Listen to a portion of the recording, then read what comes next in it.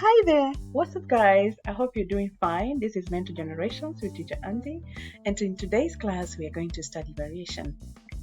Now, imagine a world where every individual of a species was an exact replica of the next. No unique traits, no differences in resilience or skill. It might sound like a perfectly orderly society, but in reality, it would be a genetic dead zone. Think about that. Now enter the fascinating realm of genetic variation, where diversity isn't just an interesting quirk, but the cornerstone of life's adaptability and survival. Now, genetic variation is the secret ingredient in nature's recipe for resilience and innovation. It's the force behind why some people can endure extreme conditions, why certain animals can outwit predators, and why plants can thrive in diverse environments. And it is the reason why you are unique. You are who you are because that's who you are, You're not like any other person. From the dazzling array of colors in a butterfly's wings to the subtle differences in human immunity, genetic variation fuels the evolutionary engine that drives species forward. This variation is not just about making life colorful. It's more than that. It's about survival. It's about our very own survival as species or as organisms, living organisms on the earth, on planet Earth for that matter. Now, in the face of evolving threats, matters like climate change, shifting landscape, genetic diversity is nature's toolkit for crafting solutions and strategies. For what again? Survival. It's what allows species to adapt, endure, and flourish against the odds.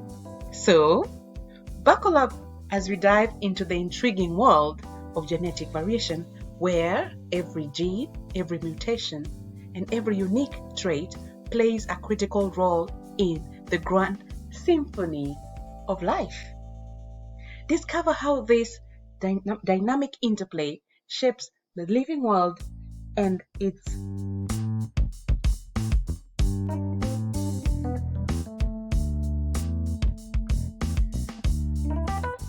why it's essential for our future. So without wasting time, let us dive into what is variation.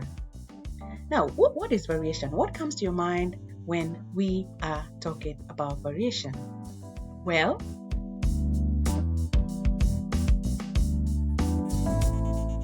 and just to start, what differences and similarities do you observe between yourself and the next person to you? Remember, we're talking about how each organism is unique in its own way. So we're going to look at the differences and similarities that you would observe just from you, like the person next to you, your relatives, your parents, your friends, your acquaintances, and just what you see around you. What are those differences? Think about that even as we push through with this lesson.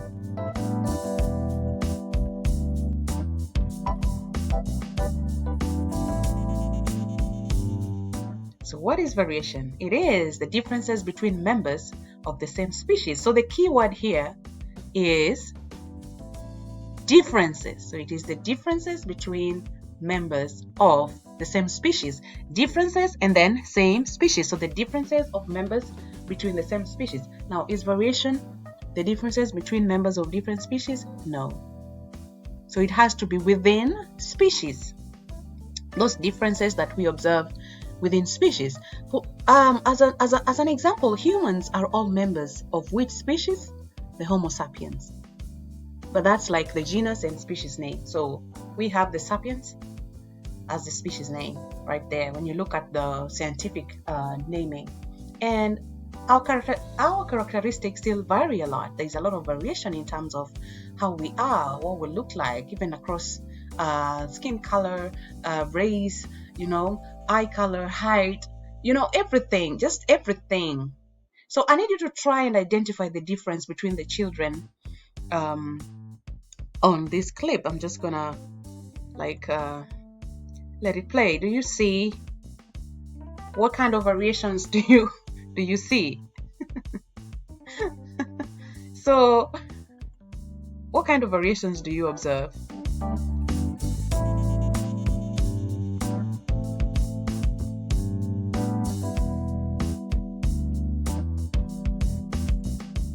There are so many differences. There is height, there is hair color, some of them wear glasses like the one right here, all right, and many others. But what causes these variations? Well, there are two major causes, broadly divided into two major groups. There could be genetic causes, which happen within the genes, and environmental causes. So variation occurs between individuals of the same species occurs due to either genetic causes or environmental causes. Look at an example of this grapevine. It grows well due to having a good genetic makeup, so its genes are resistant to disease. And it also it's doing well, or it's growing well, depends on receiving good amount of sunlight. So that's environment right there, on the receiving good amount of sunlight. That's what makes it grow like that. And the other one is genetic, having a good genetic makeup.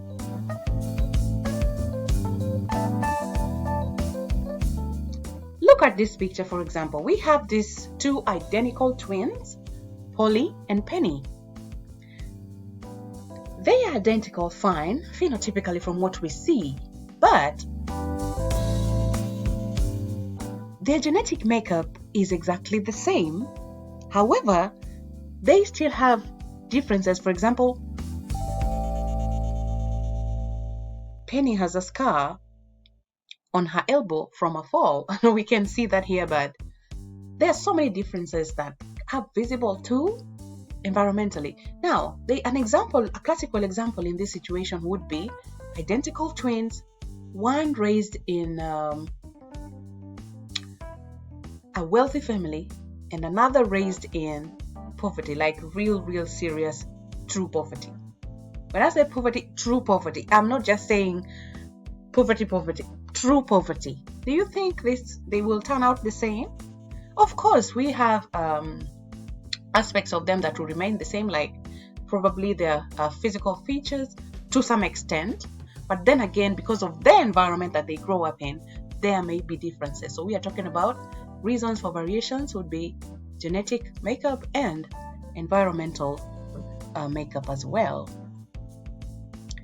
So we have two types of variations, and this is based on data collected. So the data we collect about variation helps us to categorize, or makes us have two categories of variation or types of variation amongst members of the same species, and that is continuous or discontinuous variation.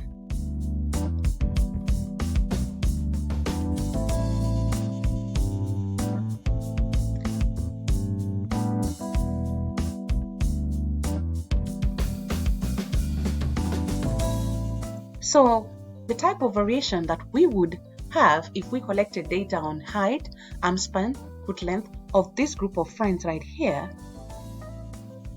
we would end up with continuous variation, because we're going to have values ranging from maximum to minimum. It's quite spread. It's smooth, like it's, you know, it could be any height, it could be any length at all, like it could be any number when it comes to those specific traits.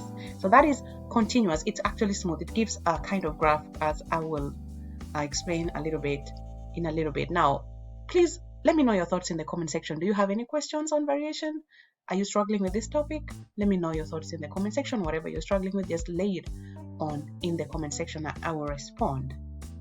And please subscribe to the channel if you find this information useful.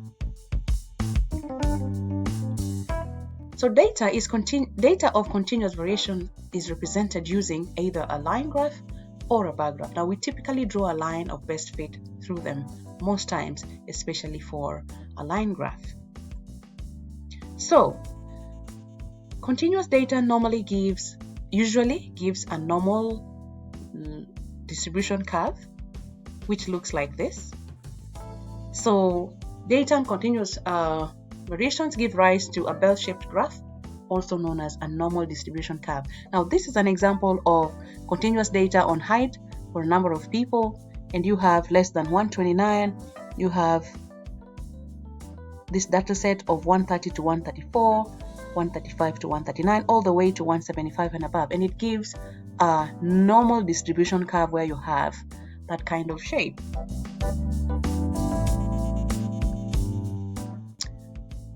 What type of variation is it if we collect data on eye color, blood group, hair color, and ability to roll the tongue? It is obviously discontinuous variation. So the data we collect from this type of these traits can be grouped into distinct levels. There are no intermediaries between. Somebody is either a tongue roller or not. Somebody either has one particular kind of trait or not, the eye color.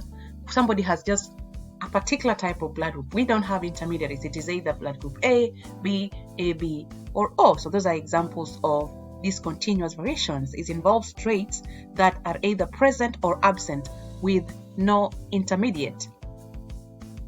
In examples of discontinuous variations, such as hair color and ability to roll the tongue, a person can only belong to one category, for example. They cannot be either or. Somebody is either a tongue roller or not. So we usually plot data on discontinuous variations using bar charts. Since bar graphs, since they are a distinct group, there is no need to draw a line of best fit. So that's how it normally goes when it comes to discontinuous variation. In blood group, for example, this is a type of discontinuous variation. The distribution of the 4 blood types, A, B, AB, and O, varies in populations throughout the world. Look at this chart. Look at the chart to determine which blood group is the least common in the world. It is AB, and which one is the most common? It is O. So that's just how discontinuous variations are, for example, in the case of blood group. So what examples of continuous and discontinuous variation would you expect to find if you surveyed your class? So do that survey and let me know what you came up with in the comment section.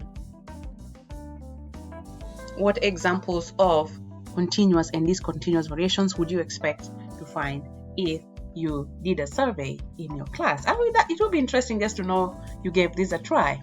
And yeah, go ahead and do so.